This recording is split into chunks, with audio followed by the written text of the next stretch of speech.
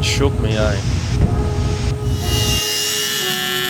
I'm just carrying on a bit. You're an animal.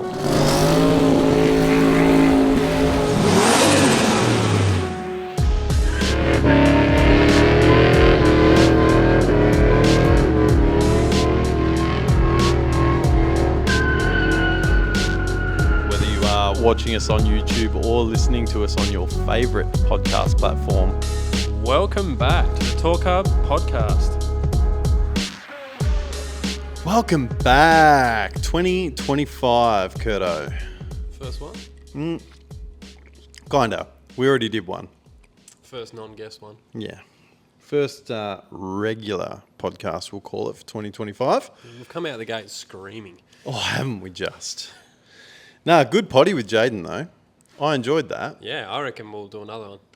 With him? Yeah, absolutely. We're going to have heaps more guests on in 2025, I feel. I think that's the goal. Yeah. We've talked about it a lot, but now we've literally, we're going to do this. We've, truth be told, we're going to be recording another podcast with a guest in the next not too long. 24 hours. Yeah, basically, yeah.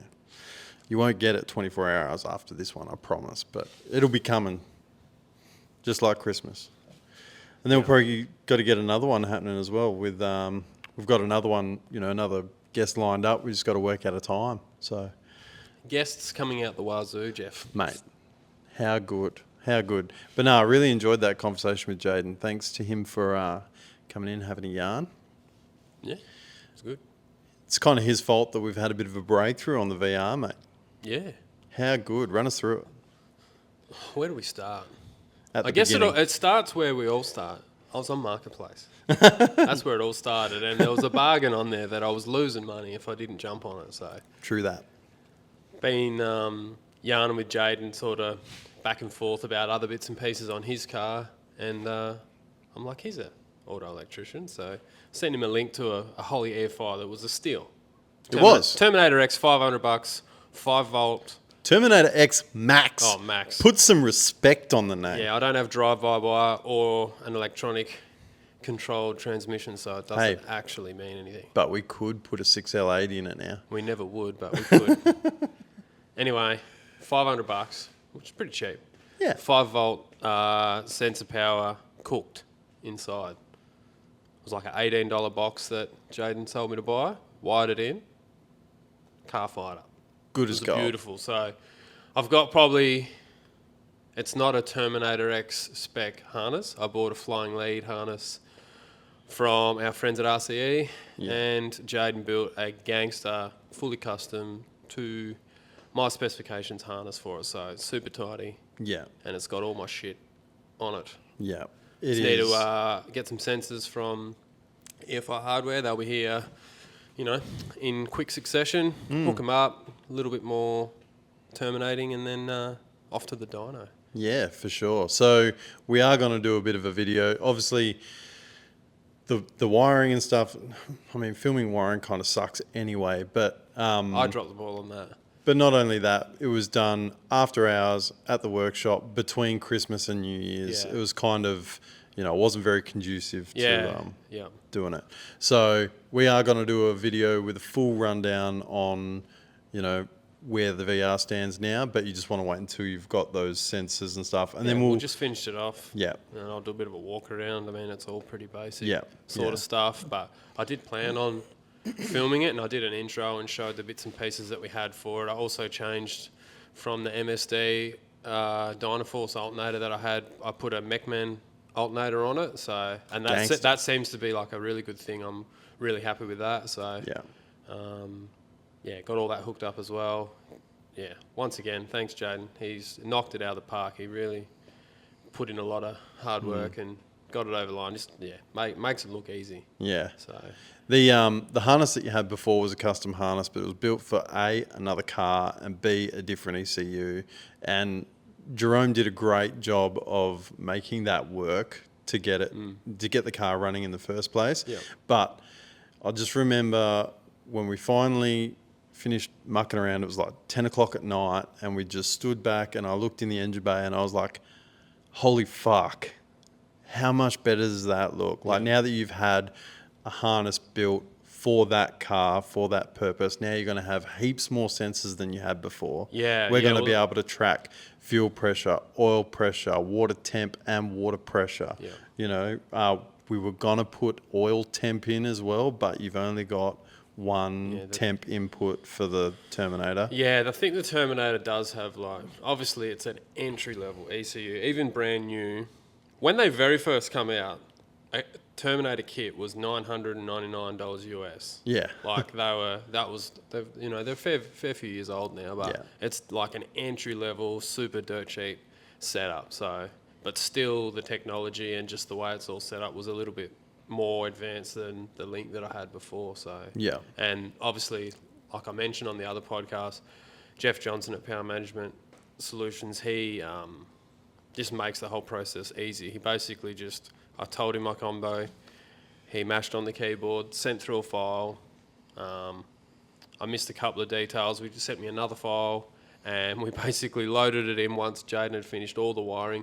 Most of the headaches were, the first sort of thing that took a while was with the Holy. There's not the diagrams and stuff from what Jaden was telling me, like as easy to navigate, or there's no colours. Yeah. It just took him like a good hour or a couple of hours to get his head around what wires actually do what. Yeah, there wasn't like a really good pin-out map like what you would get with, say, a Haltech. Yeah. So there was that sort of thing, and that took a couple of hours to sort of just get your head around. And then it was just bits of wiring on the car side of things where we just had a few. It's been at a couple of times. Not too bad, but been at a couple of times. So we figured those things out. And, basically first go at trying to start it, it was starting within less than a minute, wasn't it? Yeah. Once we verified the timing and fired it up, it had a little bit of a hunt at idle, but then once we managed to work out the throttle calibration. Well, the TPS auto set, which is super important on those. You just got to do it, which I didn't knew that.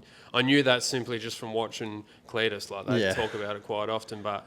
Yeah, we don't know how to work the software yet, but we'll get a handle on that pretty quick for all the basic stuff we need. For sure. So, but once we worked that out, man, the idle was dead smooth. I am so surprised with how good it runs as is compared to what we had on it, like with zero dyno time, and I'm sure it didn't take Jeff very long to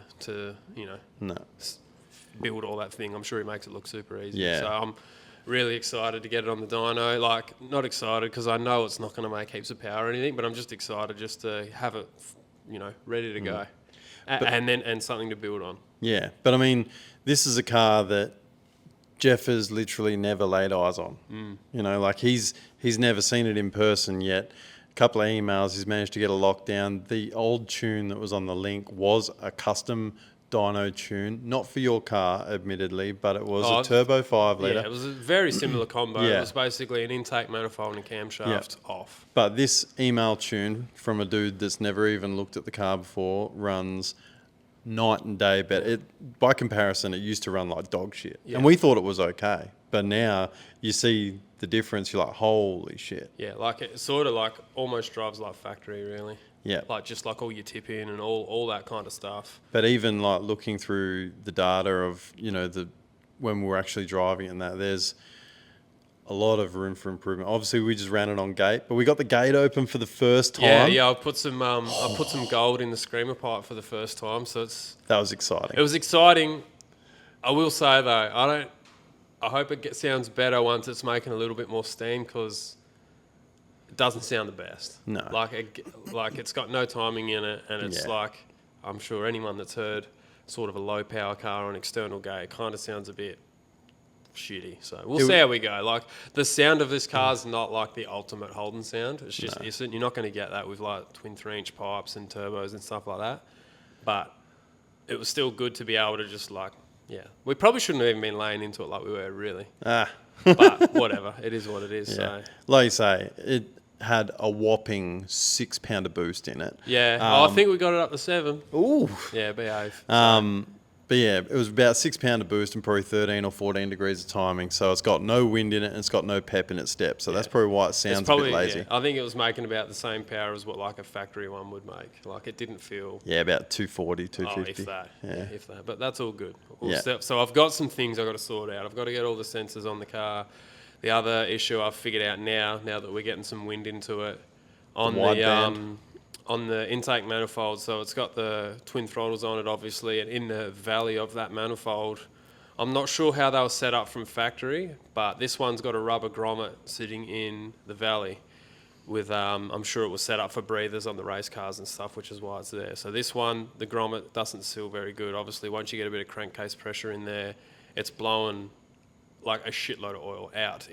But basically, it's all pooling in the valley and then running down the back of the motor, back of the gearbox, and onto my driveway and onto everything. So kind of sucks because I got to pull the intake manifold off, which I'm kind of like, well, if I'm pulling the intake off, we might as well do the cam and all the stuff. But now that curiosity's sort of getting the better of me, I think, fuck it, we'll just rip the manifold off and I'll either put a bulkhead fitting in there for a Dash 10 breather or I'll just block it off completely.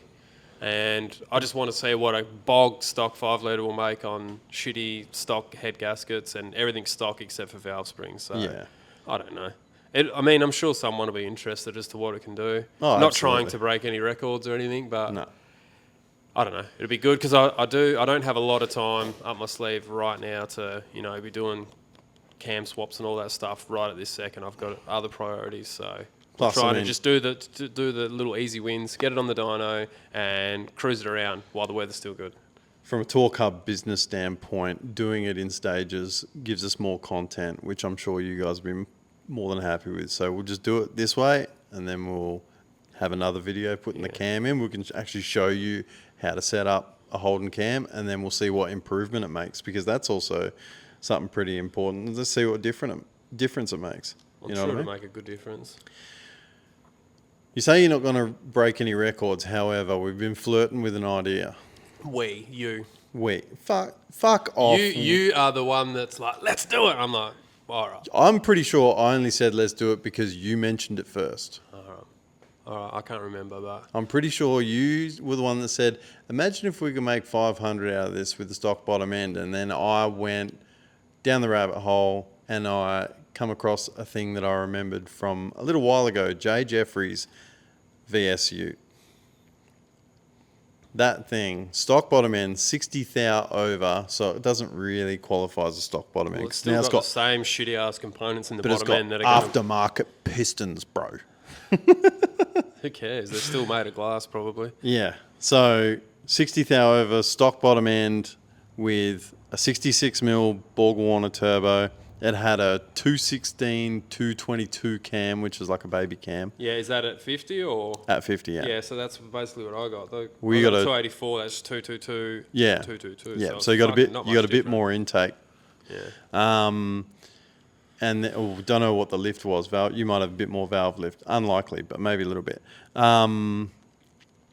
That ran LSA valve springs, and I think at 16 pounder boost, it made 560 horsepower and ran like a 980. You've got a bigger turbo.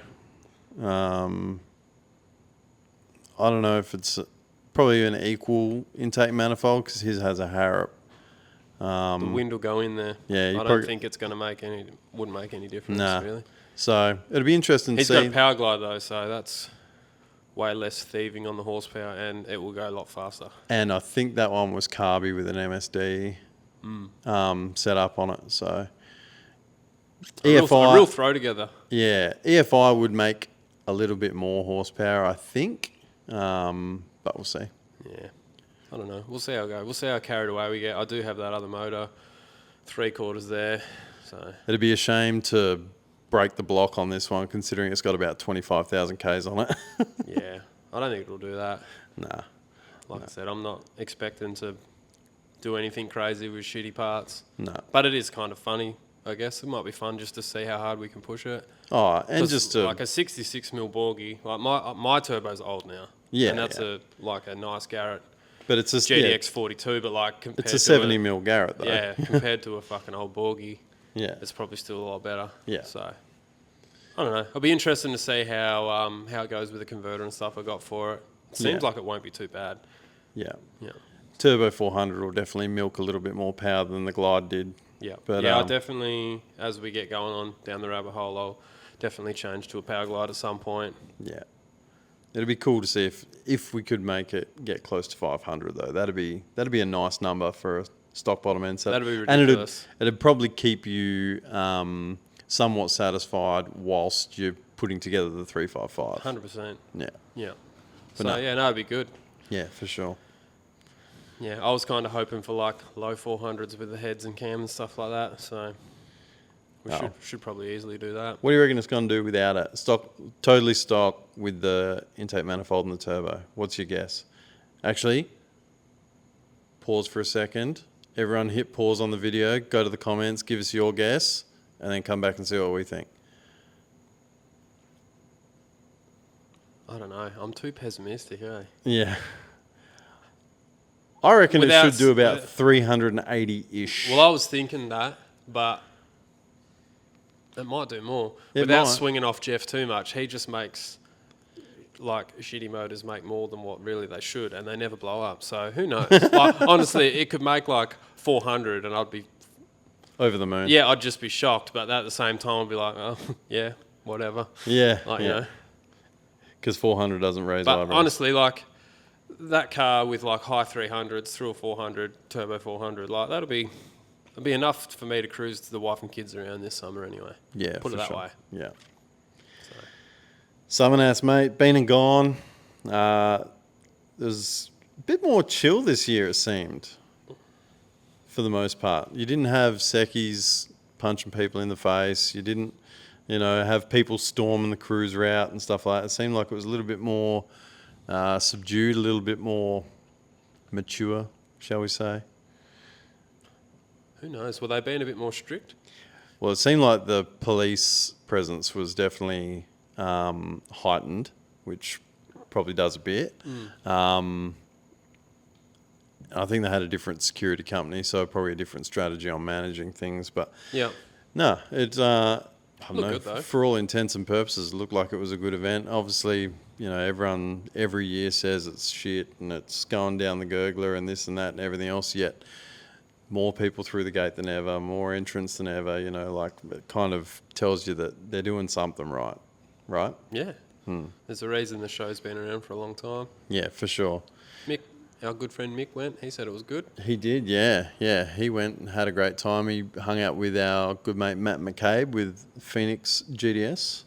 I think he went for a cruise around the cruise route. I don't know if he went on Skid Row or not. I can't remember I don't know. Mick did tell me and now I've forgotten. But yeah, it was cool. Would have been good to go. Yeah, for sure. Hopefully we can make it next year. We'll see how we go. I just really want to focus on getting my car done. I was planning a family holiday this year, like a winter getaway, and now I'm probably going to cancel it just because I'm a piece of shit, for one. But also... But you were that before. Yeah. You were that before you cancelled it, so... But I think, that time and money could be better invested. Getting the car finished over the line, and then... You've had a couple of getaways between when that car's been back anyway, so it's not like you haven't done anything. No, that's right. Troy Candy, Adrian Patelli, obviously with the Patelli buying into the SUMMERNATS event. They did a promotion with their HSV King build-off. What did you reckon, mate? I thought Adrian's car was pretty sweet. I thought Adrian did. For a person that mostly about supercars for the most part, I think he did an exceptional job. Yeah. VF interior, like the stance, the wheels. You're not even a VT fan. You hate them. I don't really get too turned up about anything after. As soon as they went to the third gen bubble butt shape, like I guess I kind of like the VZ, VY sort of era a little bit, but pretty much all that stuff late model, I don't get super excited about it. But like anything, you get the stance right and all the right things. Get a theme going. Yeah. And you're onto a winner there. So I think Troy's build, you could see he was just trying to, like, he really sort of stuck to the budget as much as he could. Still did like a nice motor and stuff like that. Yeah. But sort of, he got a lot of stuff for free, but obviously it just costs a lot of money to do anything to a car these days. So Yeah. I think Adrian did a lot of swindling, and there's no way in hell that car was only $100,000. He obviously had to give up the interior and all the driveline and stuff from his other GDS or whatever it was, so that wouldn't have come out of the price. So, which is fine. Who cares about the rules? The car was pretty good. Yeah. Right. Yeah. I just felt like Adrian's, although both of them were pretty, they were pretty flashy in their own right, I just thought that Adrian's was a little bit more understated than Troy's. Troy's was a little bit more flary. It was a little bit more flamboyant. Yeah, well, because it just had there was less workmanship in the actual car, obviously. Yeah. You know what I mean? Like, it's got a wrap. Yeah. It's just, it's the typical, and not knocking him, whatever. He's done well out of that business model, and like whatever. But that's his type of build. He's done countless ones like that. So yeah, I think I would have liked to have seen Troy's style engine in Adrian's car, if that makes sense. Because the blown LS or whatever, it's a very proven combination. But to see like the ITBs, and if you were to build like a nice, highly strung engine that was, a little bit rowdy, and you put that in Adrian's, like a car of Adrian's styling, I think that probably would have been the perfect thing for me. Like, 100%. Like, that combo you've just described would be something that you'd likely see, maybe not on the cover of Street Machine, but like definitely back when Street Commodores or something of that variant, like that'd be a cover car all day, every day. Kind of throws back to, what was old mate's name? It's a Z name. Had that purple V. Zoltan Bodo. Yeah, that's the one. Like with the independent throttle body, like the trumpets and stuff like that. Like a very nicely styled car, but that's like a new era version. If you were to do something, of. Yeah, but like it wasn't nicely finished as Zoltan's. Obviously, like that thing was just insane. Yeah, that was next level, but still the same sort of theme, like an obvious custom color paint job. Wheels, all the stuff, yeah. No, the green, I wasn't like hella sold on the green. Obviously, color is the most, personal preference thing ever. But I kind of, at the same time, I was like, you know what, you got to change it up. Yeah, and it did kind of look good. Yeah. So, I think if Troy's had like a tubbed ass end with like a custom set of wheels on the back, like I think that was probably the main thing that killed it for me, was like the real flat face. Like I didn't like the wheels at all, basically. No. Like, the thing I still wouldn't have liked them even if they were like dished out in a set of barrels, but it still would have looked a lot. I don't know. That's just sort of the style that's hot at the moment. Yeah. The thing that killed it for me above all else, like I didn't mind, it's a VF, that's okay. I didn't mind the Nardo grey sort of look. I didn't mind the engine. Obviously, I was a bit of a fan of the engine. The wheels, honestly, I couldn't even tell you what wheels it had on, and I didn't really pay that much attention. But the thing that really turned me off was the interior.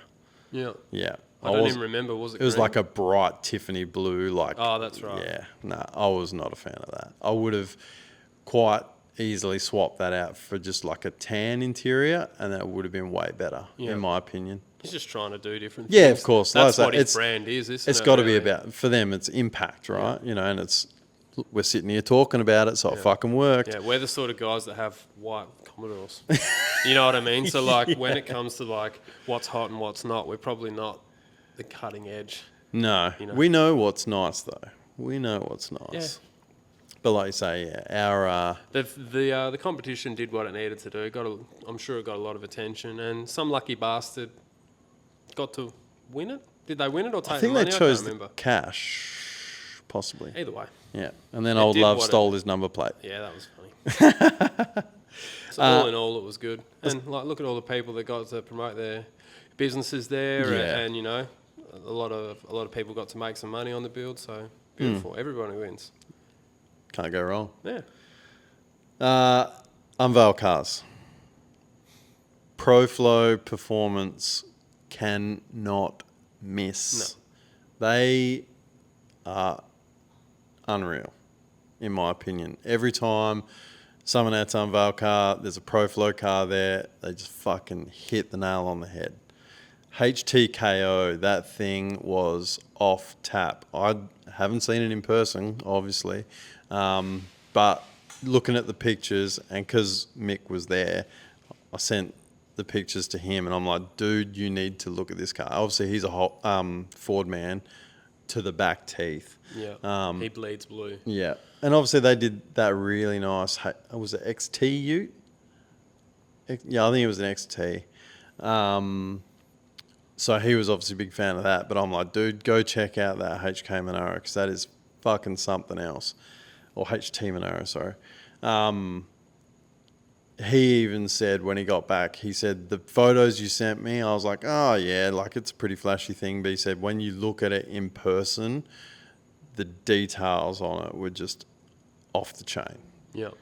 I absolutely love it. The colour, billet hat, like billet everything, you know, like it was just really, really clean. Big fan of that. Yeah. Was there anyone other than that one that really took your fancy? Not really. I've forgotten it. I've seen a few. I mean, I didn't watch them all. Like, it's all yesterday's news, right? Yeah, I didn't watch a ton on it, if I'm being honest with you. Yeah, I didn't watch a ton either. I was just, because I was away actually while SUMMERNATS was on. I was hanging out down in Albany. Actually, if you head over to Rec to Resto YouTube channel while I was down there, he wrote me in to go on down to a Cars and Coffee in Albany and did a video with him, which was really cool. And I had limited reception where I was staying too, but every evening you get like 2 bars and you're like, okay, quick scroll through Instagram and see what photos from SUMMERNATS come up. And I was just like, that just like stopped me in my scroll. Yeah. There's that much nice stuff that gets built over here now, and we've, like you said, we've got Instagram and Facebook and all that. It's like you just get numb to it now. Yeah, a like, little bit. You do a little bit. Like there's just that much nice stuff getting built and unveiled. Not like especially that time of the year. Yeah. So I've vaguely got a memory of a 2-door like little LC, I think, that was there. I can't remember. Yeah. But yeah. Dyno Cell was running hot. There was some pretty big numbers getting pumped out. Obviously, the turbo cars and the blown cars were doing their thing. However, Tough K, 1,098 horsepower aspirated. That out of a 632. Yeah. Yeah. So, yeah, it wasn't a fucking 350 Chev, 4-ball main. Even then, though, like... Yeah. I don't know the ins and outs of the combo. We just know that it was a 632. But man, to make like that's still ridiculous. Yeah, 1,100 horsepower. Like, you know, it's obviously fairly highly strung, even at those cubes. Pretty cool. Oh, absolutely, yeah, yeah. It was unreal. 1,100 horsepower aspirated is fairly getting it. I mean, you hear about these engines in the States and whatever, and they say it's 1,500 horsepower on motor, or whatever, and that's what that is essentially. Barefoot. Yeah. I love all that stuff. I love the sayings I have. Yeah, making 1,100 barefoot. No, spray it. Yeah, so like big blocks have that impact anyway, even when they're only making sort of half that horsepower. You see, someone tagged us the other day.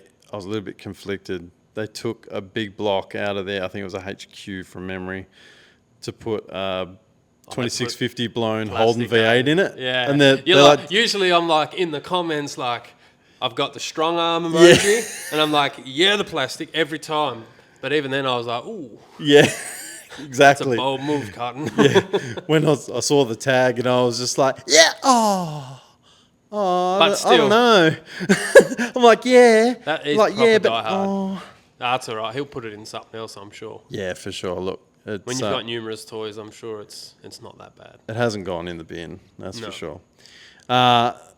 Talking about being conflicted, Daniel Hookham's VB Commodore, that was also in the Elite Shed. Yeah. Coyote swapped. Twin 79mm turbos. What do you reckon? 2,500 horsepower, I think they were saying, weren't I mean, with that sort of combo, you'd think it'd have to do roughly that. With those turbos, it would, but I don't know if that's what it can do or what it has done. Or... Well, I think if it's just got a basic, what do they call them in the States, a 3-2-1 combo, you got a Gen 3 bottom end with a Gen 2 head and a Gen 1 valve train, is it? I don't know. I have heard it all, but I just don't say it because I'm not. I think that's a thing. And then they reckon that's $2,500 all day. That's parts you can get straight from Ford Service Centre. Yeah. Which is pretty wild, isn't it? Jaden's been filling me in on some of the details on what you can and can't do. And I think that crank's like $500 and it can make over 2,000 horsepower. Yeah. I listened to Alex Flores on a podcast. Yeah, I've heard that one too, but I've forgotten all of it. Of course you have. Yeah. Goldfish. Yeah. What day is it, Kurt? Sunday. You only know that because you got to go back to work tomorrow? Yeah. Otherwise, you'd have no fucking clue. Yeah. I'm just here, eh? Nah, good stuff. But... So that was conflicting. Oh, well... Not really, because for me. I'm a Coyote fan. I'm not a fan. Yeah. See, I've always... Before the Coyote was even a thing, you and I've always sort of had the naughty talk of me and my wild dream of one day Hemi swapping a Commodore. We could put a Hemi in one. That'd be cool. Also conflicting for people. No, but I think Hemis aren't. I just have rules. You think they're universal? Yeah. If it's Hemi, it's fine. I don't know. I just have the weird rules there. I don't know what it is, and sometimes I like conversions and sometimes I don't. But I'm a bit of a Coyote fan. I am a Coyote fan. If you honestly give me the choice, right, Ford rings me up and goes, right, we're going to do a build. We're going to sponsor you a motor or even a built motor, say. Ford hit me up. Be like, what do you want to do? I would honestly pick a Godzilla. Yeah. Unless I was racing. If I wanted to just race, the Coyote at this point is probably still the stronger platform. But the Godzilla stuff, that'll pick up. It's still fairly new. But I don't know. I just kind of like the idea of push rods and like heaps of cubes. Like, they're different things. Yeah. It's not just the number. I'm not saying I don't like Godzillas. Yeah, I know that, but I like Godzillas, but I'm a Coyote fan, and when I saw that in that VB, I was like, motherfucker. I still wouldn't put a Godzilla or a Coyote in a Commodore. No. I just wouldn't do it. No. And I wouldn't put a Barrett in a Commodore either, which will upset a lot of people. Not that I just wouldn't. Yeah. I wouldn't put an LS in an X Series Falcon. People do that. Yeah. You know what I mean? There's just things that I wouldn't do. Yeah. There's just a moral code that you live by. I've made up these rules well, not rules, but just these beliefs. Yeah. And it's just some of them like, nah, not for me. Yeah. Nah, I reckon I could get around it. I don't think I would... Say if the money was in my pocket and I'm looking to do a project, I don't think I would shell out doing a Coyote swap in a Commodore. I think, like I say, I'd probably do the Hemi, and it'd be like, wouldn't just be a Hemi, it'd be a fucking Brad Anderson Hemi.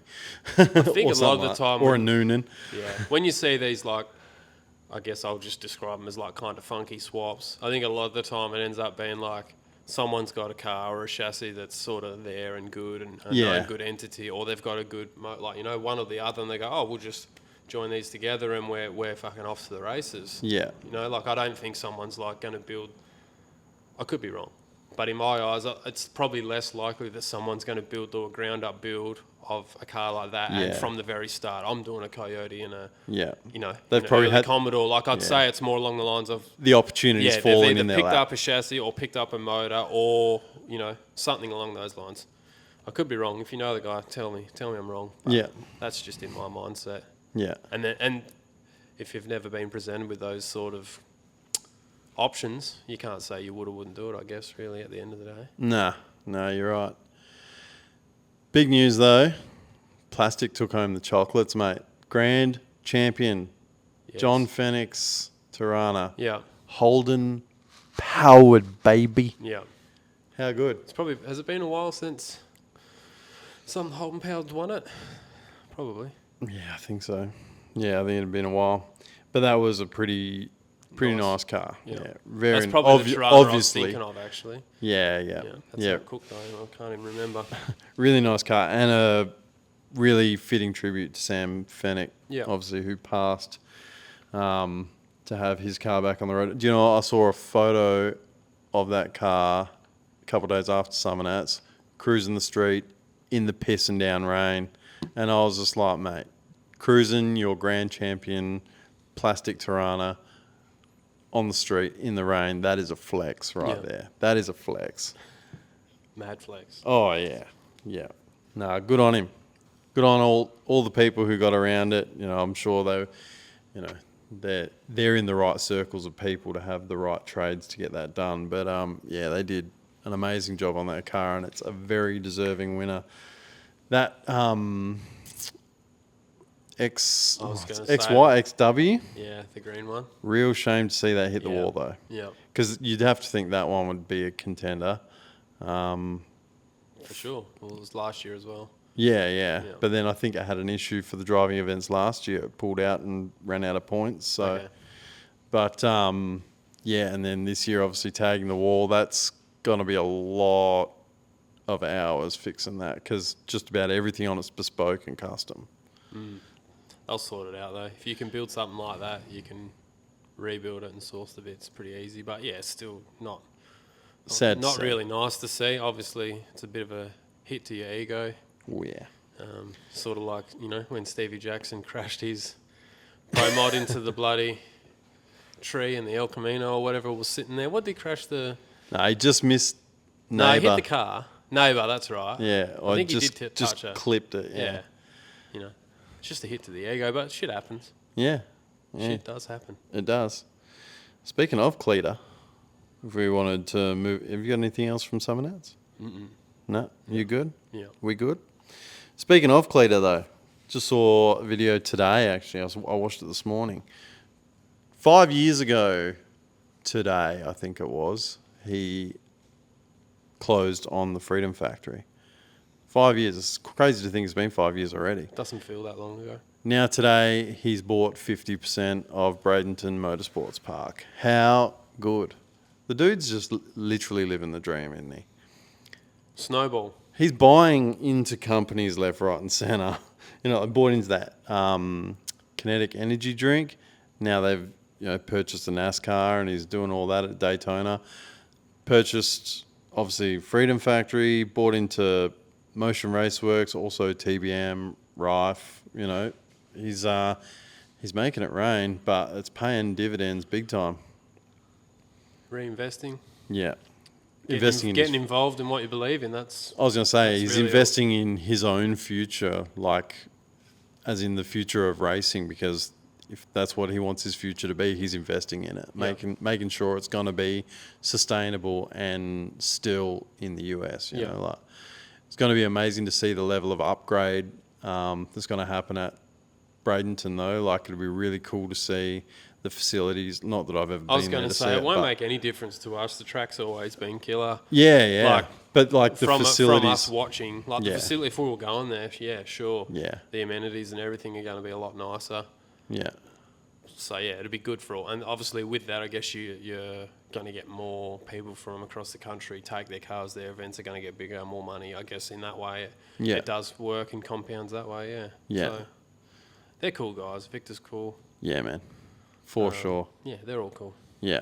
No, congrats to them, you know, like for making it work and just making it happen, you know, like there'd be a lot of sleepless nights, I reckon, getting that sort of shit sorted, and they're just killing it, crushing it left, right and centre. Yeah. At Bradenton Snowbirds not long ago, or it was actually just after the last podcast that we did in December, but Kai Kelly taking it out in NHRA Pro Mod with a steel roof and quarter shitbox. How fucking good. It's fairy tale stuff, really. You probably never see that again. And yet he might do it again. He might do it again. But yeah, like, obviously he's just an amazing driver. The car's what the car is. From what I understand, it's basically a Pro Mod chassis with just the steel quarters. Hung over, it'd be like a double frame so rail. So he did get some weight break and bits and pieces with what his combo is. His tuners, just everything, just a perfect storm, really. Yeah. But you can't. There's nothing. You can't take any credit away from him. Like, really? Nah, piss and moan as much as you want. He still walked away with the chocolates, and he hosed people with budgets tenfold on his. Yeah, I'm sure Donald Long's pumped for him, eh? Yeah. Absolutely pumped for him.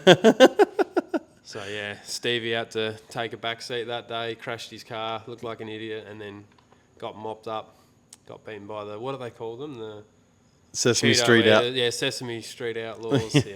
So that was good to see. It's always fun to see the underdog win, isn't it? That's what everybody wants to see. It makes me wonder, because obviously these no prep Kings cars and whatever, that they were obviously fast. You know, like they don't show times or whatever, but you could tell that they were up there. Makes me wonder if now, because from what I gather, the show's more or less done. Okay. It doesn't seem to be, like, you don't hear nothing. I heard Dana White's going to get involved, but what he's doing with it, who knows. But these guys have got these race cars which aren't touring the country for 40 grand every weekend anymore. Will we see them try to front up at NHRA Pro Mod? They'll just go wherever the money is, really. Yeah. They're lucky over there. They've got heaps of races where you can earn like crazy money. Yeah. You can actually make a living out of racing over there. So who knows? Who knows what they'll do? Yeah. I didn't think the show was ending because it's always been fairly successful. So they might just start doing those world tours again and doing all the live show stuff and don't know. Keep milking Even that if it finished up tomorrow, I'm sure there'd be no regrets there for them. They've all lived the dream for a good while now. And they would have opportunities galore coming out the other side, you know what I mean? Like, yeah, they certainly... You know what really grinds my gears?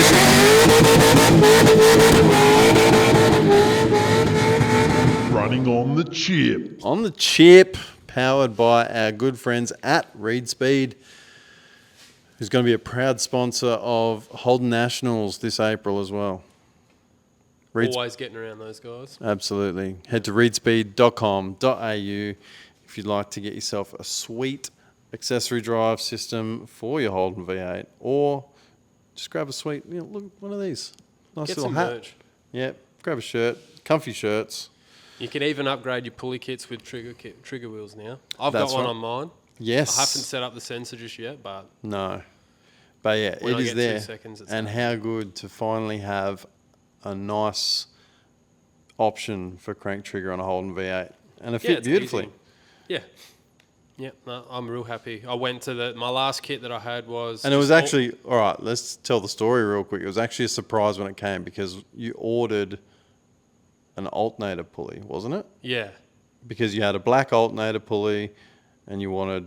Because you're getting rid of the black alternator, putting a polished one. Yeah, because when I originally bought all that stuff, I was going to black everything out on the motor or like a lot of the accessories, but then... Because like, that was, when you because that was the thing in 2008. Yeah, well, it was just kind of like what I thought I was going to do. I wasn't going to be all blacked out, but I was going to do like a bit of black, a bit of like raw, whatever. And all the other parts I bought were all raw and they were going to get either coated or pick which ones were stained silver, blah, blah, blah.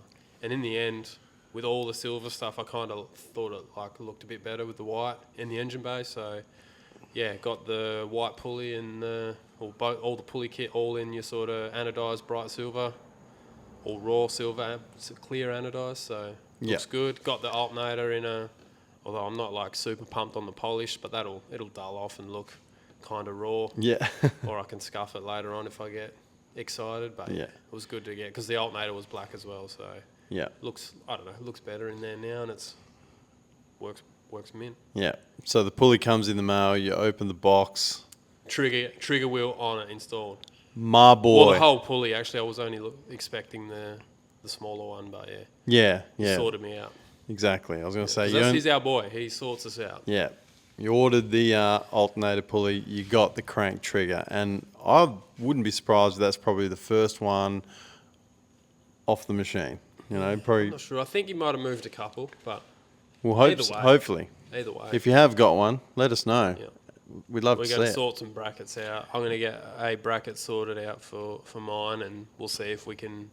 I'll either send it over to Dan if he likes it, and we can get that happening. There's going to be numerous brackets that you're going to need for different timing covers, different positions. Yeah. So on and so forth. And that's something that we are working with in conjunction with if Reed we can Speed. help, we will, for sure. Absolutely. Because, it'd be cool if you could just go on, click the option, and you just bolt it up. Easy. How good. That's what we all want. Yeah. For shizzy. Yeah. Anyhow, we digress. On the chip, I'm going to ask you, you're going to say you don't have nothing until I say something, but I'm going to ask anyway. Have you got something? No. All right, cool. Love your work, mate. Yeah. I'll just interrupt you in a minute. Yeah. Actually, there was a... Shut the fuck up for a second. I got something to say. I got one. It was a couple of weeks ago, and I'm sure everybody's seen it because it went like wildfire. But I saw the City of Casey in Victoria. They were putting out that they wanted permits for a range of different things. But one that's particularly close to our heart, City of Casey wanted you to apply for a permit to store an unregistered vehicle at your residence or to work on your own car in your driveway, garage, shed, whatever. I think it was going to be a $150 application fee, which was non-refundable. And then if your application was approved, it was going to be a $250 permit for you to work on your vehicle. What the fuck? $400 to work on your car. I feel like they're most likely barking up the wrong tree. I don't think there's that many cucks that are going to be working on their own car. Like, you know what I mean? The sort of people that are working on their own cars and have unregistered cars for projects or whatever aren't the sort of people that are going to like ring up and be like, just govern me harder, daddy, please. Like, I don't know. Yeah. Nah. Fuck those Hey guys, this car isn't costing me enough as it is. How's about you just fucking sting me some more? It just shows you where their mind's at anyway. What I don't understand what it is that they're obviously other than revenue, but what they're trying to achieve there. Like what benefit is I don't get it. They just want your money, bro. Yeah. Local government. Like, who would have thought? Need we say any more? Yeah. Some of the most useless people around doing a shitty job and not getting held accountable. But it's our fault. Yeah. Look, at the end of the day, these people get away with governing and doing everything the way they do. And if us as, I guess, Australians in general, if we're going to let them get away with it, why wouldn't they? Of course you're going to keep pushing I mean, look at all the other licenses. And if you're going to like get upset about that, you have to pay a license to do everything. Yeah. On top of being taxed retardedly and then paying tax on goods and then paying tax when you invest the tax money on an investment, and then you got to pay tax on capital gains. Like it's non-stop rape from start to finish. So it really shouldn't surprise us at all, but it's just because it's so specific and close. Yeah. It's just the cheek on them, but I don't know. And I think, it was, to store an unregistered vehicle, I can't remember, there was a time, it was like for any longer than XYZ amount of time, and it wasn't that long of a time. But it's like good luck anyway. Fucking good luck trying to. How are you even going to monitor that anyway? Yeah, that's more of a dob yourself in sort of move. Well, I'm assuming if it's like an inner city Victorian suburb, you probably don't have a back shed, so it'd probably be like a driveway type of deal. So you'd be a little bit more exposed than say. Well, maybe they're just trying to stop that. Then I can kind of understand in a way if you've got like an unregistered shit box that's just sitting out in the street for like long periods of time. Like no one likes that. Nah, not really. So like it could be a bit of a deterrent, but wouldn't you just do what everywhere else in the country does? The ranger comes around and slaps, so you can't park here. Like absolutely. Yeah. But if you the neighbours, here's what should happen. Your neighbours should be good cunts, and they should come knock on the door and go, "Hey, kind of had enough of this car. Like, can we get it shifted? Like, what's your plan? Whatever. Can we help you out? Whatever." if that doesn't work, or if the guy's a cockhead and he just tells you to fuck off, then that's probably what's going to happen. Yeah, that's probably what I would do. Yeah. Then you're probably going to be like, all right, we'll talk to the ranger, and then the ranger's going to come up, and of course he's going to get a really nice reaction out of you. Yeah. I feel like if you're that sort of, I guess in a way, if it annoys you that much, maybe you need to move. Yeah. Well, yeah. I don't know. When I saw that, I was like, what's doing? What's doing here? Look, in this day and age, it's hard to get surprised with anything. It's a fucking crazy world. There's some crazy stuff that sort of people just seem to not really mind. So, yeah, this is just another one on the list, isn't it? But like you say, we're our own worst enemy for it, because we, to a point, allow it to happen. But we can use our platform, and hopefully you guys can get around us at the same time, to create awareness, raise the voice, and enough's enough. Try and keep it at bay, because common sense has to fucking prevail at some point, right? Yeah. And that just seems like it's fucking outlandish. Sorry, mate, I'm getting a little bit distracted because I forgot to sign in to where our voicemails are, but I'm getting there. Very good, because that's what we're going to be moving off to shortly. Did that raise anything for you? You've usually got something after I've had a bit of a... Nah, that'd piss me off enough. Yeah. They need to pull their heads in, but I guess we need to pull our heads in.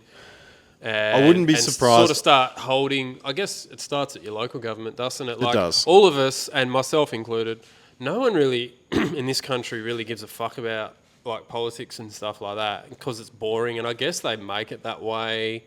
They could, like, the people running the show are quite happy for us to think these dudes are a fucking bunch of idiots or whatever. Whatever. If they keep you disinterested, it's easy. They can just keep doing what they want. At some point, you've got to realise, okay, like, this isn't doing anything for me. And what at the end of the day, we all want to live our lives and do what we want to do. And these people are supposed to work for us. Yeah, I was going to say. They do work for us, but we just don't hold them accountable. We elect them to serve us. They're below us, honestly. Yeah. That's really how it's supposed to be. But unfortunately, it just hasn't worked out that way over many, many decades, I'm sure. But at some point, we've got to realise enough's enough.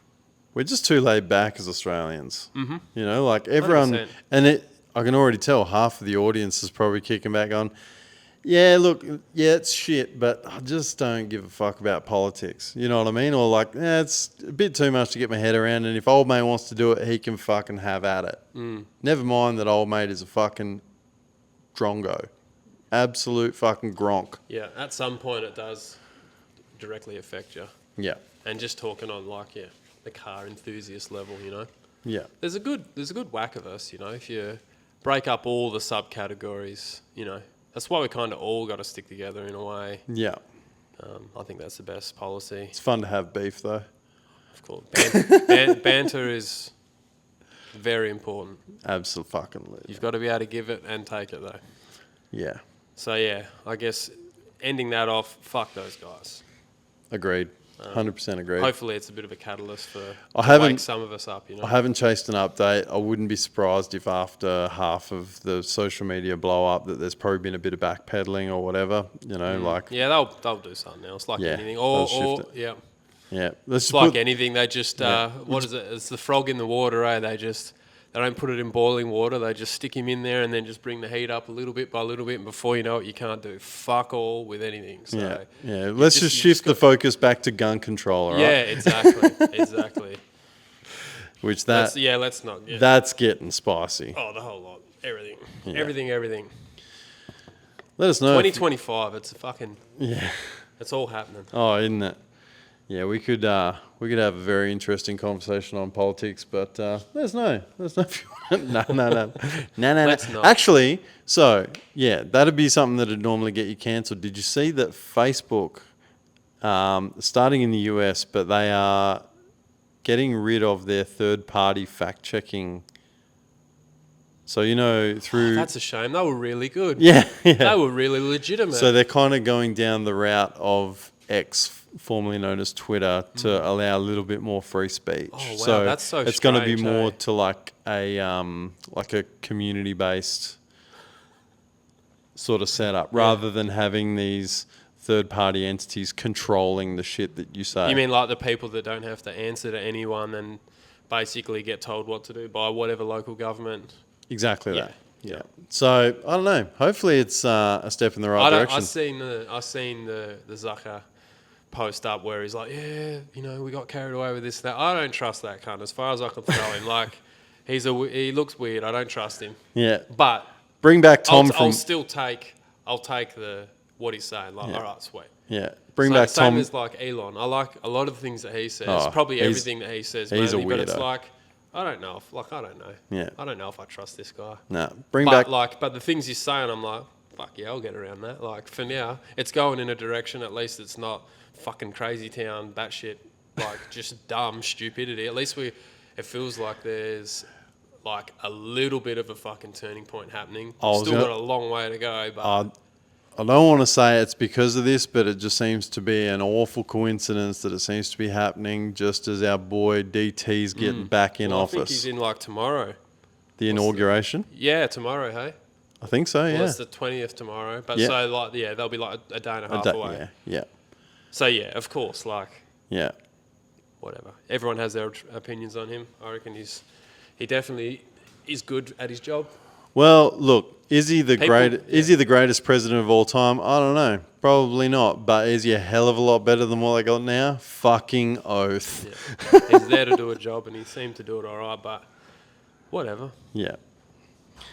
Anyhow, politics. Yeah, it's not... How good? Yeah, it's not something we want to get too hooked up on, really, is it? No. We already went too hard, I think. It's woo back. Fuck it. Woo back.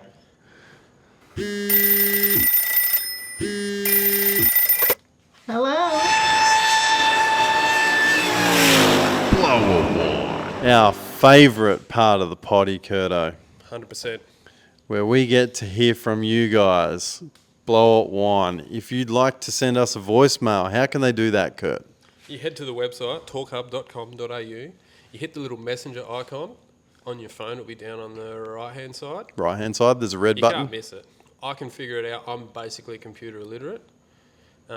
Click it there. Leave us a message. If you fuck it up, you can delete it and do it again. Yeah. It's all good. Or if you do fuck it up that bad, you can just send, because it comes to us, you can just send us an email and go, boys, I fucked up. Yeah. Don't play my shit, or I want to do it again, or whatever.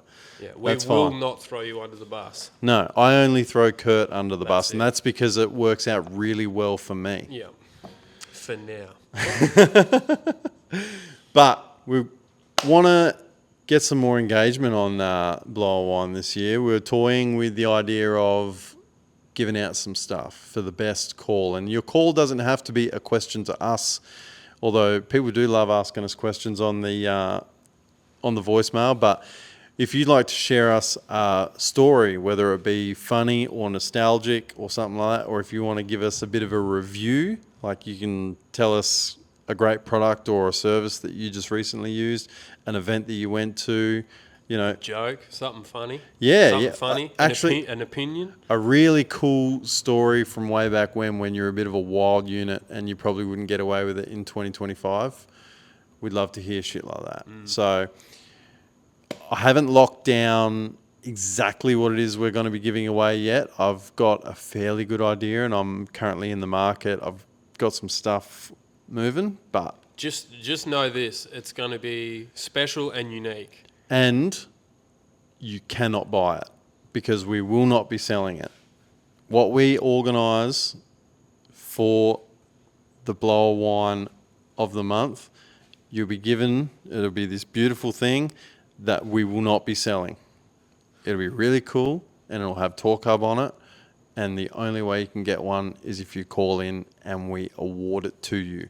So if you're rocking around the pits with this thing, whether it be whatever, everyone's going to know that you are that guy. It won't be a yearly subscription so you can store your car at your house for the government, you know. It won't be anything like that. This. Well done, you get a voucher for the city of Casey. Yeah, it won't be that. No. No, it'll be something pretty cool. So, yeah, it'll be like this. this one particular item, and we'll throw in a couple of stickers and whatever. And yeah, but we love to get a bit more people into our voice messages. So keep tabs on that. Hopefully I'll get this locked down in the next couple of weeks.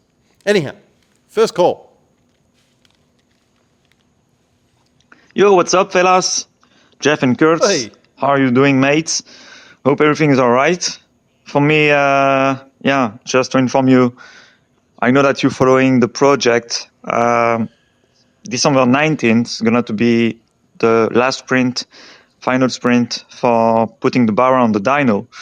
I just hope that all the stars are aligned for this moment, hoping a 4-digit number from it.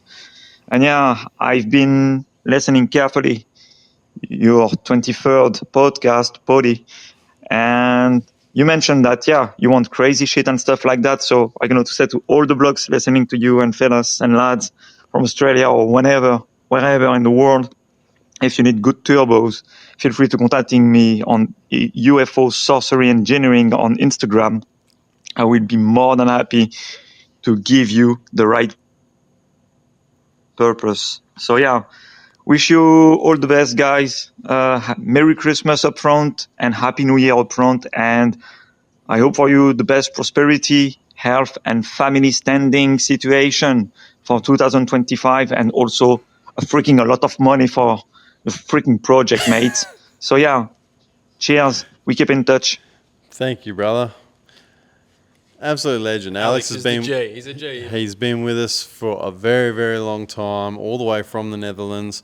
He would have loved our podcast with Jaden, a Barra-powered Skyline. Oh, I actually, forgot about the link there. Yeah. Obviously, his is a 32, Jaden's is a 33. There'd probably be some mild differences there, but I'm sure he would have enjoyed getting amongst that. Actually, I think Alex has probably sent Jaden a message by now.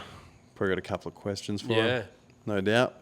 But thanks for calling in, mate. Hopefully the White Jester does what it needs to do in 2025. It's been a long time coming, much like most builds. Not everything goes according to plan, and you've got to go back to the drawing board. But it's good to see that it's just about ready to do its thing. Yeah. Got to be happy with that. Yeah, definitely. Can't wait to see how it goes. Fuck yeah. And that'll be... Yeah, I wouldn't think there'd be any high-powered Barra-powered projects over he's that picked end. a tricky car and engine combination. Yeah. I definitely wouldn't be trying to do Barra stuff out of Australia. No, for sure. Look, there seems to be a fair few people in the States doing it, but obviously there seems to be a fair bit of crisscross with a lot of people from Australia heading over there and probably taking stuff with them, you know what I mean? It's just the guys that are trying to do something a little bit different. Like, there's only so much, individuality. Yeah. We do things the hard way sometimes. Oh yeah, all the time. Hey, Jeff and Kurt, Poco here. Just wanted to jump on here and wish both of you guys a very Merry Christmas. Hope you're having a bit of downtime with your family, spending some time and all of that stuff. See, Jeff's been struggling with a bit of motivation to get his Commodore started after getting it back from the painters. Bit of suggestion. One thing that I've always found pretty helpful is you can sort of get a couple of mates together and organise a bit of a shed day.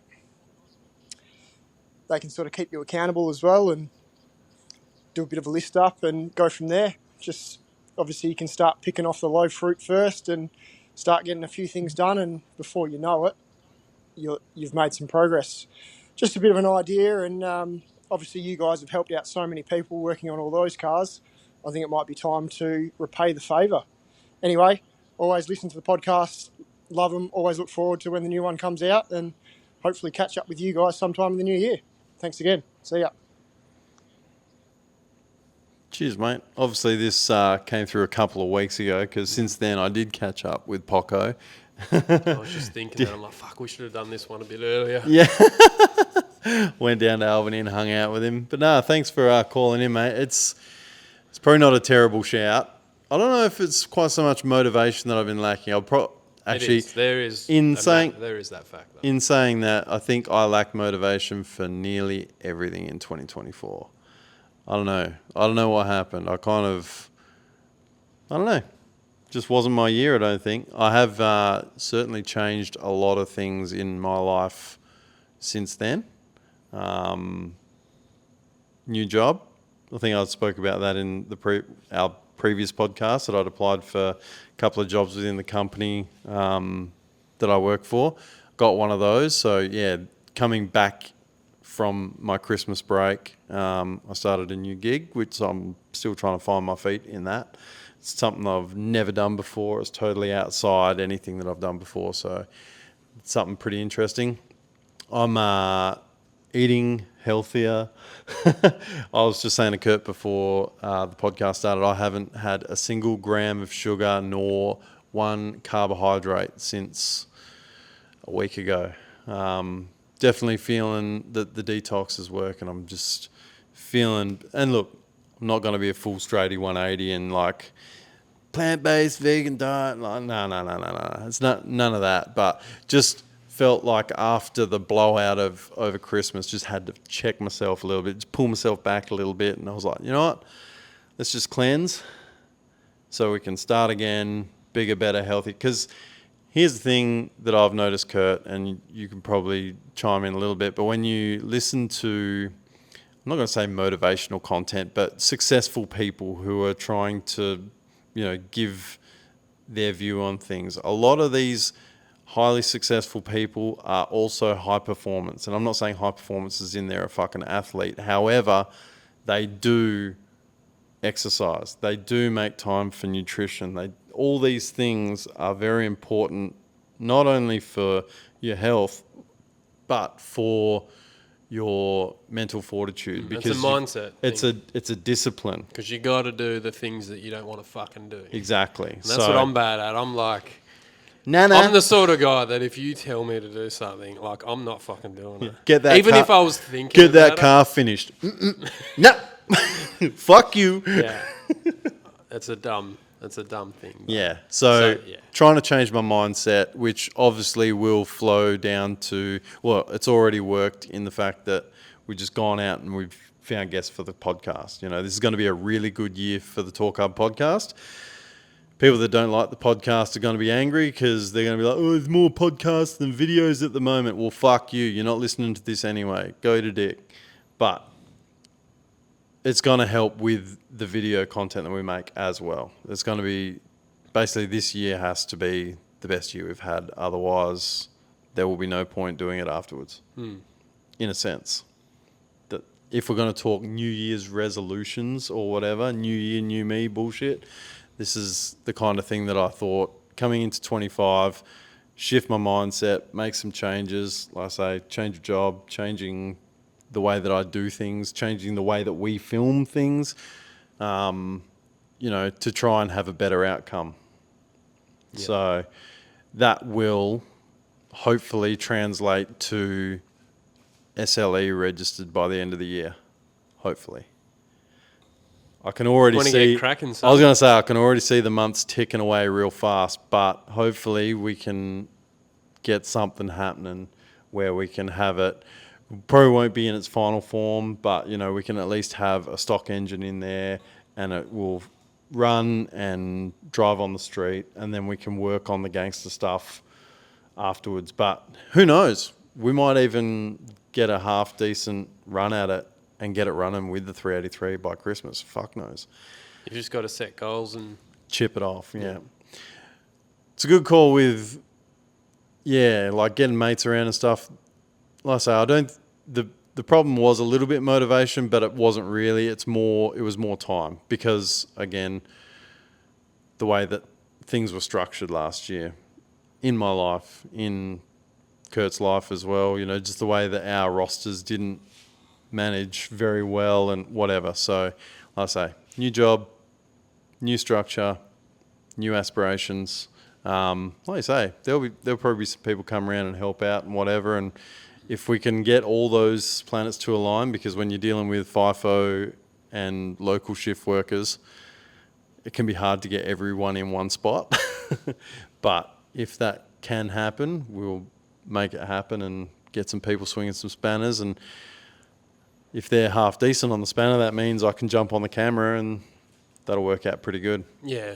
We don't have a ton of like guys around really that are sort of here and have like a different skill set that we don't already sort of have. It's more just motivation and just getting stuck in. We're very lucky that geographically me and Kurt live pretty close to each other, like walking distance.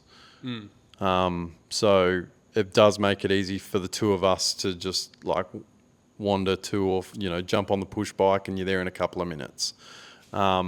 Whereas trying to get other people around can be a little bit more difficult. Yeah, we don't really see many other people, really. I mean, you see a few more than me. I don't see anyone. That's so, by like, choice. You know what I mean? Like, I'm just at home, and if someone, I guess I just don't have people that are just like, I'll come around and help. I don't have that. Yeah. Really. Yeah. Never really have, so. Except me. Yeah, except you. Other than you. It'll be a thing this year, mate. I've said it before, but my focus in this shed, obviously we've got more stuff going on in Kurt's shed, getting his car done, getting the Maloo happening, all that sort of stuff. But in this shed, I want to get the wagon finished, which is behind the camera. I want to get that finished and out of here, back to Caden, because it's pretty soon. We need to just stop having long outlooks on things. That's something I want to work on this year. You think things are going to take long, so they take a long time. Yeah. When really you should just be like, hit it. Yeah. Yeah. So I want to get that done out of here. It's kind of unfair on him that it's been sitting for as long as it has. So we want to get that one running and out of here. That's going to give us more space to deal with this. So this being the SLE, because some of you are listening and you're not watching, but I'm pointing at my car.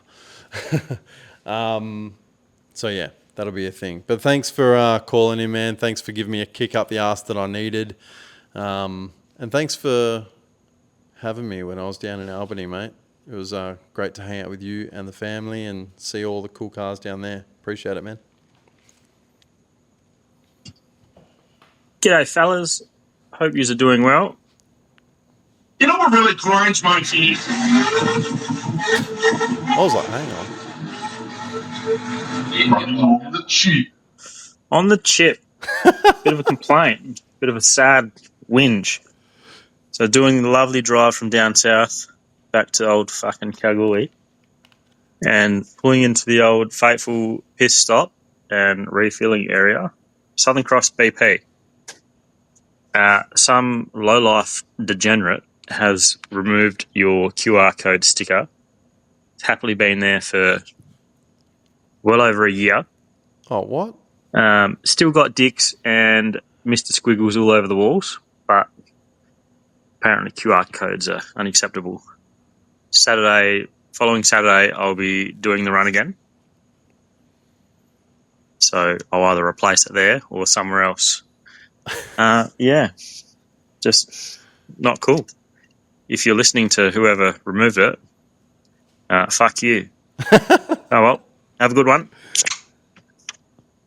Unreal. That's our boy Liam, doing the Lord's work. Yeah, had a QR code sticker. If you've ever bought any merch from us, you would have copped a QR sticker in the package. I think we're out of them now, actually. We had about 500 or more of them at one stage, but we had these little stickers. I just had a Torq logo and then a QR code underneath. And they were only really small, but just enough that you could bang it on a truck stop mirror or something and someone could just scan the QR code and who knows, might have got someone through their day. They might have bought a fucking shirt or something. Yeah, who knows? But that one, like you say, he's had that one on the Southern Cross servo mirror for over a year. Now it's gone. How many messages have you had of like pictures of someone taking a random, like a sticker just on a fucking drive-through or just everywhere? Yeah, we've had a few. I spin out all the time. Yeah, random signs. There was one at Hammersley Gorge in the Pilbara. Guilty, I put that there. Yeah. But yeah, you get people that they see a Torq Hub sticker, they take a photo and send it to us like, yeah, boys, it's fucking cool as shit. It's good. I love it. If you'd like to get yourself some merch, by the way, you can go to torqhub.com.au. We've got plenty in stock. Got heaps of car shows coming up. Oh, and if you're a WA local, we got Motivation coming up. If you need a fresh T-shirt for Motivation, get in quick, and I'll send it to you express. G'day boys, name's Dion from Adelaide, long time listener, first time caller. Just got two things to say. One, what are your thoughts on like Pro Charge 5 litres, like say for example Paul Rapper and Sydney Thorn, and currently putting on myself, got a V2 charger on a VP 5 litre, and just been going very good. Apart from the fact now, laughing to the drags, lost oil pressure, and car's been running for over a year now because I've been waiting and waiting. That gets me on to part 2. Why the fuck are engine builders who are very reputable take so fucking long? And then you call them, they're like, oh, we haven't started it yet. But the pity, they've told you to bring the car in and bring the engine in, and tell you, oh, yeah, I haven't done it in 3 weeks. One of my engine builder, a very reputable guy in LA, not going to mention any names, said to me, I haven't done it in 3 weeks. It's been about 6 months now. And I don't want to ring him and bust his nuts about it, but fuck me, I don't know if it's just all engine builders or because they're busy. I don't know. But yeah, love to hear from you boys. Thank you. Yeah, I think that's the automotive trade in general, isn't it? Yeah, bring it in, mate. Yeah, we'll knock that in about 2 or 3 weeks. Next minute. Yeah. Well, like you talk to guys that do these big builds, and they go, yeah, you got chassis jail, you got paint shop jail, you got machine shop jail. You know, like it just puts the car in jail for a while. Mm-hmm. You got to wait for it to come out. Depending on what's wrong with it, I mean, you said it lost oil pressure, but you know why? I guess is how much work is going to be needed to get it rectified. But I know that a set of pistons, I don't know what it's like now, but last time I checked, you were looking at like 15 weeks for a set of pistons from the time you ordered them. So for someone to say they could have an engine fixed like custom pistons, obviously. Yeah. Well, I mean, 9 times out of 10, if you're doing a hottie motor, well, during COVID, no one had any shit on the shelf anyway. Yeah. And you're just trying to get a nice set of forged pistons for an engine that you're building, you're looking at like 15, 16 weeks. Yeah, right. Surely it's a lot better than that now. Oh, you'd hope so. You'd certainly hope so. I think just in Australia, it sort of happens. Even like you said, reputable. I've had that exact thing happen on the project I'm working on now. You get told one set of dates and it blows way out. But things can blow out as well. But I guess you got to look at it from their point of view. Maybe they're being a little overzealous or optimistic. Yeah. What do? You say worst case scenario. Say undersell and over deliver, but you don't get the job booked in because he rings the next guy who tells him the 2-week story, and it stays there for the same amount of time. So you kind of, in one regard, you still need to stack the work in front of you. Yeah. But I have seen that happen before, where you get the dude who goes, yeah, I probably can't get you in for another 9 months. And then you go, oh, I can't wait that long. Old mate over here said 6 weeks. And then, yeah, like you say, and then it's 18 months. 9 months later, it's still sitting there doing fuck all. And you're like, oh, I should have just gone to my first choice, you know, like. Yeah, I guess that's where you've just got to, your best practice is to make sure you got the right guy from the start. You don't work off, in my opinion anyway, you don't work off a pure price point. Or time factor. Or what I mean is you don't get the cheapest guy.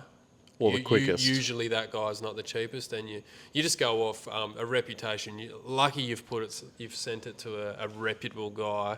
So I guess you just need the best thing you can do is just try to build that relationship to at least get an understanding of what's going on. Because at the end of the day, we're all humans. We can only do what we can do, and I guess as long as you're sort of touching in and not pushing too hard, and if sometimes you got to have that hard conversation where it's like, all right, dude, like we're taking the piss. Yeah, like what's going on? You know, I guess you just got to be reasonable from both ends, but pick the right guy from the start.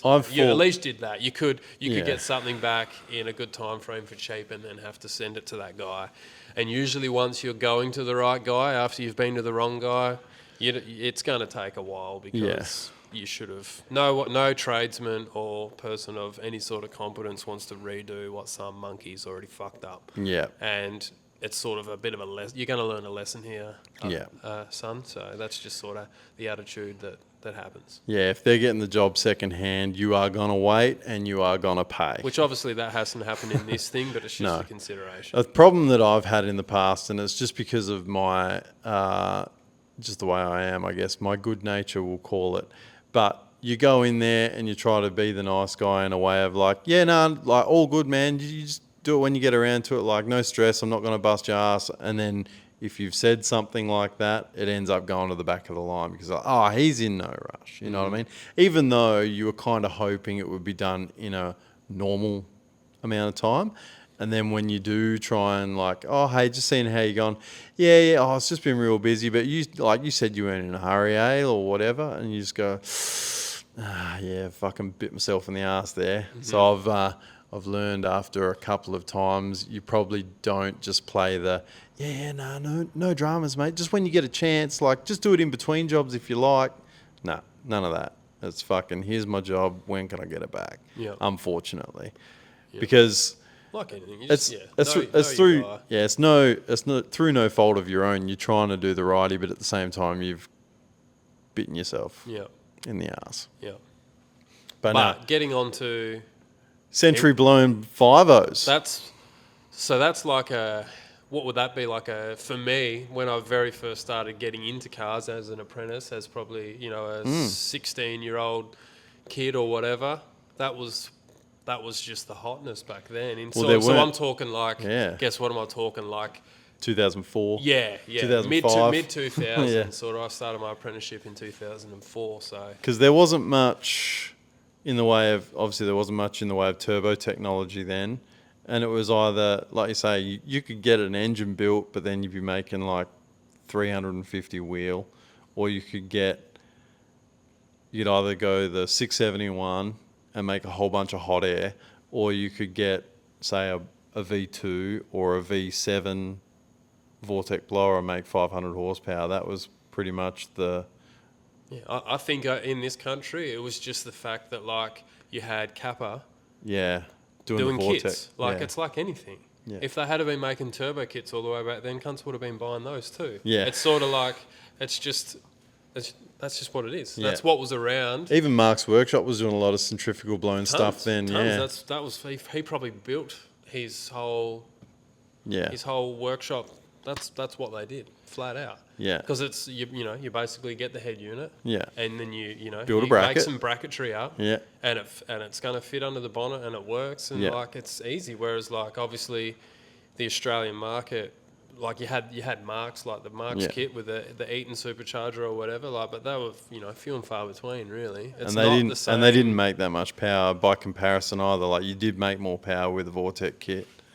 Yeah, but different power as well. Yeah, that's right. So, yeah, it just shit. Anytime you're doing anything, whether it be more compression, more cam, or boost, it's a good thing. Absolutely. They all do different things. Yeah. So after doing the XY, we realised how simple a centrifugal blown system can be, and we were like, fuck, this is good. So like, in my eyes, they all have their attributes that work differently. Yeah. So in my eyes, if you're going to a centrifugal style blower and you want it, like if you just want something quick and easy you can slap on, that's probably the easiest. Like out of all of the everything, you just bolt the fucker on and it's good. But the better your base engine configuration is, the better like obviously if you've got the right head unit, if you've got some of the smaller like V2 like sort of, which I think is what he said he's got. Yeah. Still a good unit, but like say you've stepped up to like a V7 or an F1 or something like that, and you build a bigger engine and a more robust engine, like that's where that stuff really comes into its own. More cubic inches, I sort of think that becomes a better combo, whereas opposed to like just a really shitty basic engine with a blower. I'd rather put a top mount supercharger on to get a bit more pep in it, more balls down low. Yeah. If I'm explaining that right. Yeah, I understand what you're saying. It's like, get something that's going to be good off the line and then let the blower carry it through, rather than if you do have something that lacks a little bit, then you'd put the the positive displacement thing on there just to give it a little bit more nuts down low. Yeah, that's in my eyes anyway for sort of your street-driven stuff. Yeah, like and he referenced Paul Rappo, like you were saying, he takes the car to the track, does a run NA to make sure that it's all good, because obviously, like, if the car's not running well NA, it's sure as shit ain't going to run well under boost. And then he goes into the pits, bolts the blower on in the pits, and then knocks 2 seconds off the ET. Yeah. You know, like that shows you how simple it can be Yeah. if you've got your shit down pat and you're well acquainted with it. But like you say, usually it's just a case of put the bracket on to the head, bolt the blower on, make sure that your belt's all good, and fucking you are away. Yeah. And I do actually like the look of a lot of those setups under the bonnet too. I think, like just thinking back to all the hotness of back in sort of the mid-2000s, late 2000s, even now still sometimes, they look good when they're piped up good.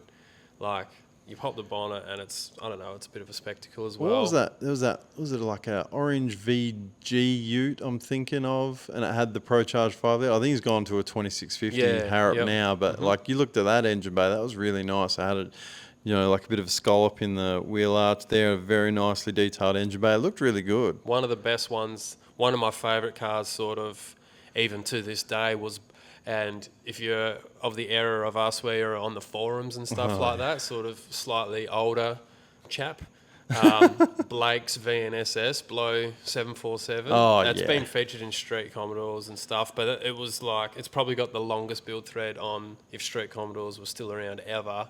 Yeah. And that was epic, that was. I wonder if you could go back into the web archive and still access it. Probably not, because I think because the server's gone, but I think in the archive maybe you'd be able to find it. Anyway. But yeah, I think they was a V7 YSI. Yep. All the goodies. Just all the stuff, Made good power. The guys seem to make really good power on those V7 units, like even back then there was guys making, 800-900 to the wheels. Yeah. I think if a V7 popped up on Marketplace at a reasonable price, I'd probably buy it and stick it on the shelf for a future prospect, maybe. You probably would. It's not necessarily going to be a good idea, but I know you would. Yeah. Look, none of this has been a good idea so far, but it seems to be paying off for me somewhat. Yeah. My Marketplace conquests have been pretty good lately. All that Holly stuff saved me thousands. Yeah. But yeah, if I was going to go centrifugal blown, I think I would pony up for a Pro Charger. I think, personally, I just think they're a superior unit than the Vortex stuff. Same thing, though. It depends what you're doing. Yeah. They're good. Yeah, for sure. Pipe them up nice. Yeah. See if you can get Kurt on board, mate. Just jump in his DMs and go, Kurt, I've got a quick, easy job for you, mate. I'll email your kit through. Don't do that. Yeah. If you want him to give you the time of day when you actually see him in person, don't do that. Thanks for calling in. It'd be great content. You guys have got sponsors that could help out, eh? Fucking hell. Hey, we might be announcing a new sponsor next podcast, possibly. Possibly. We're working on something. We've had some people reach out, and we're sort of working on a little something. So, yeah. And this one could benefit you guys greatly, hopefully, if it comes out the way we want it to. We'll see. Yep. Last call, mate. All right, stories about your old car. Here we go. Fu Manchu here. Hey, mate. A few years back, we bought ourselves a new Hyundai Santa Fe. Meant moving on our old VE Calais. But we can get a wheelchair in and out of the Santa Fe a lot easier. And yeah, it's a white SUV. You can fight me if you want. But it was good for the fam, and it's good, very practical. Anyway, things went pretty pear-shaped with that car. Hyundai were reasonably good about it all, and we ended up getting a refund on it, and went and bought another car anyway. About a month ago, it would have been about a month ago, we were in Perth Children's Hospital, and we been there for a bit over a week, and went and packed the bags into the back of the red VZ Crewman, and I glanced across at the car next to us in the car park in the basement at the hospital, and I thought, no way, it can't be. And look at the number plate, and bugger me, that was our old car parked right next to us of all the places, and whoever bought that car, hopefully it all got fixed by Hyundai, but you know, there they are. That car's already spent a lot of time in that car park as it was, and there it was, parked right next to the car it spent so long in the driveway next to, the old red VZ Crewman. So, yeah, it just blew me away, that. Yeah. All right, lads. Take care. Have fun. Fucking hell. Of all the gin joints in all the world, you know, like it's that one in a million. Like I say, they park next to each other in the driveway for fuck knows how long. Been separated, but reunited in the hospital car park of all places. That would spin you out. Yeah, yeah. And I hope Hyundai sorted the new owners out. They probably didn't because they're used car salesmen. Yeah. If you're a used car salesman, send us a message. Tell us whether they would have fixed it or not. They would have just fucking squirted some grease on it and sent it down the road, probably. Yeah. That would be a spin out, though. I wonder if any of the rest of you have sort of had your old car pop up. No, a lot of yours have sort of headed off elsewhere, sort of far away. Yeah, they're never local. Yeah. Usually from Perth. Or they got burnt. Yeah, one did. Yeah. I haven't sold that many cars. It'd be interesting if I bumped into my VT Calais, but I reckon that'd be dead. That'd be dead and gone. Yeah, I reckon that'd be gone by now. Yeah. But yeah. Thanks for chiming in as always, Fu. It's always good to hear. Absolutely. Hear from you. Got a couple of our regulars in this time, but like I say, if you guys want to jump in, head to the website torqhub.com.au. Red button on the right hand side. You can send us a voicemail and keep your eyes and ears peeled. We'll let you know via the socials once I've got a little something sorted out. But hopefully we can get that off the ground for 2025. Speaking of 25, mate, while we're here, we should probably just set some intentions for the year. What do you want to achieve in 2025? Well, what I'm going to achieve, and I'm pretty excited about, is having the car tuned. That's going to be happening like real soon, really soon. Yeah. I'm just concentrating on the Maloo project that we keep talking about. I'm hoping the videos like are okay. I'm kind of a bit disappointed because you've just left me to my own devices, and it's not your fault. You haven't been there, and I've probably done a shitty job of what I've done. It's been spread over a long period of time. I've probably already spoken. No, you've done a great job of what you've done. You've done a shitty job of filming. Yeah, that's right. Yeah.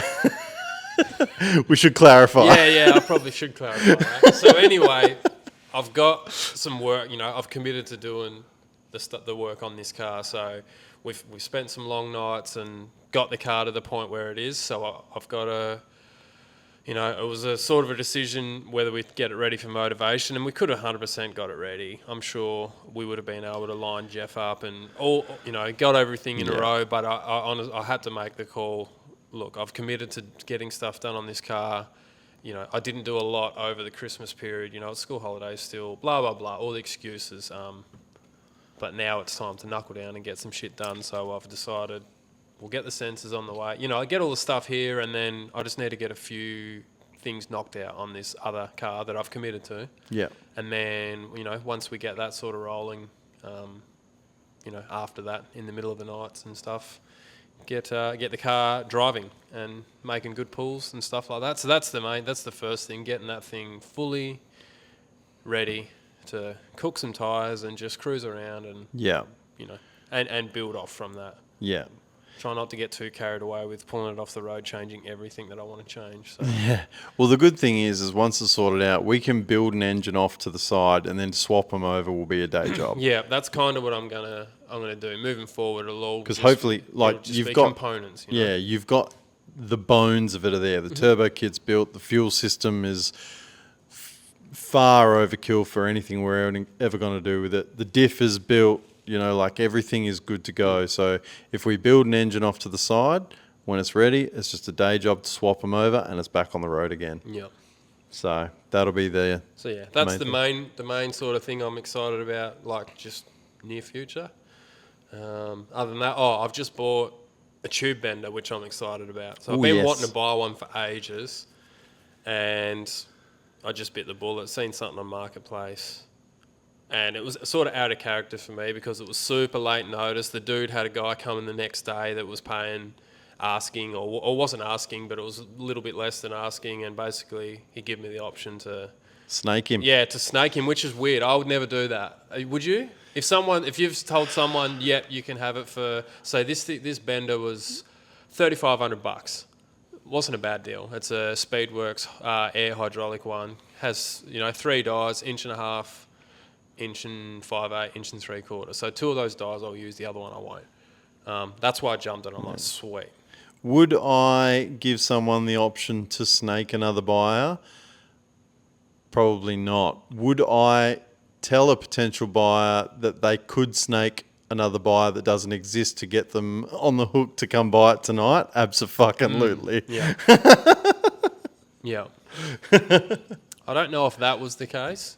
Oh, I hope not, but it doesn't matter either way. Like, you were buying it regardless. At the end of the day, dude, like if you're making the trip and you haven't negotiated the price, like you're gonna pay. Yeah. It was like $1,500. Do you know what? It was probably a good thing in that it did kick you into gear to just go and buy it. That was the way I looked at it. I was like, look, I could buy this thing new. Like the $1,500 isn't the big issue, but the thing is, I need a reason to buy it, and I didn't have a job and like a task to do it, as say. Whereas now I do, and it was there, and it was 2 hours. I didn't have to wait. Yep, no freight. I sort of like took it as the opportunity, because I'm the sort of guy that'll make do without the tool because I know how to do it a different way. Yeah. But I'm learning as I get older. It's fucking so much more fun for starters, and just nice. You can sort of attack a job from a different approach if you've got the tools and the material to do it. You can do something that's a bit nicer, or just a different task altogether. Yeah. And as we're sort of getting more into doing the videos, meeting more people, I'm definitely getting more and more race car. Like after like my car, I don't even want to build another street car, really. Like I just don't. I only want to do sort of more race car type stuff. So once you've got a nice street car and you've got that sort of off your chest, then I'm kind of the same. Like this one's gonna be as close to sort of race car as you can get for a street car, but then the next one will be a Torq hub race car for sure. So got my tube bender. I've got some more dies on the way, so I'm kind of just excited to start like using that and just fucking up some tube. And like it's just a new skill set. I've got some inspiration from seeing all the work that Lauren's done. I'm definitely won't ever be on that level for a long, long time, and that's even if I start getting stuck into it. But it's cool to have the gear there. So we're doing a tube front on this car now, so or sort of. So so you've done a bit. You've bought a new bandsaw and you bought a bender and it's buying shit. Buying shit make my life easier, because I'm realising as I get older, time is important. Doing more with less is very noble. It's a shitty mindset. It's very noble and it's very admirable, and it's great that you have the skills to be able to do it. However, doing it by choice is not a great idea. Yeah. And as shitty... Well, it's just a mindset thing. Yeah. I was going to say... I don't need to buy that because I can do it like this. But you spend more time. Yeah. Whatever. Yeah. So we're listening... Look, this is going to sound real woo-woo for a second here, but we've mentioned this a couple of times between the two of us. The universe has been telling us some things, and we're starting to fucking listen. It's been telling us for ages, but like things... We're talking about this potential sponsorship. We've knocked back heaps of them just because we were kind of naive or blind to it. Tooling, like buying parts, stuff like that. Like you say, we can do without it. We don't need it right now. But we're starting to listen to the signs that we're getting. There's like, boys, it doesn't have to be this hard. You can make this easier. And that's what we're going to try and do. Yep. So, do that. I'll definitely want to get like shitloads done on this car, on the Maluos. Kind of want to get all my stuff done as quick as I can and as good as I can, and get that project moving along.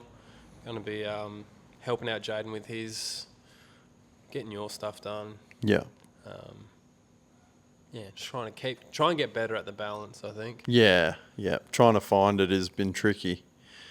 Yeah. 2025 for me, like I say, in this shed, I want to get the wagon done out. I want to get my car sort of to a point where it's ready to get registered. For Torq Hub, I'd like to see the podcast really take on a bunch of guests, which will mean more podcasts for you in 2025 than you've had in previous years. We're still going to be doing these ones monthly as we always have been, but we'll be able to sprinkle in a couple of guests here and there, so you will get more and more podcasts. We're also going to refine our process with filming and stuff so that it's going to speed up our production time and get more content out to you this year, like shed content, videos, vlogs, that kind of stuff. In saying that, I've just bought a whole bunch of home office stuff because my new job is I'll be doing a lot of work from home, which would be great, but it's also given me a kick up the arse to get a bigger monitor, a better mouse, and like all these tools and stuff, which are going to be great for not only my job, but they're going to help a lot when it comes to editing. Funny that. Yeah. So yeah, that's really, like I say, want to find that balance, want to push more content. I really want to take Torq Hub somewhere in 2025. Yeah, get it moving. Yeah, so that'll mean hopefully some really cool stuff that we can offer all of you guys at home. Not just offering to sell you a shirt, but actually like offer something of substance, which would be really good. However, a lot of that, here comes the spiel, a lot of that can't happen without your support. So you guys, please get around us, like the video, drop a comment, share it with your friends. This dedicated channel is still in its infancy and we need as many subscribers as we can get our hands on. So if you haven't already, please subscribe to the channel. I know you're already subscribed to the other channel and you think it's a bit of a jip, but it really does help us out. So get around us and we'll certainly be trying to rally up as much as we can for you this year in 2025. Yeah. Yeah, no, definitely more guests. You never know, we might be able to just go transition to just doing guests.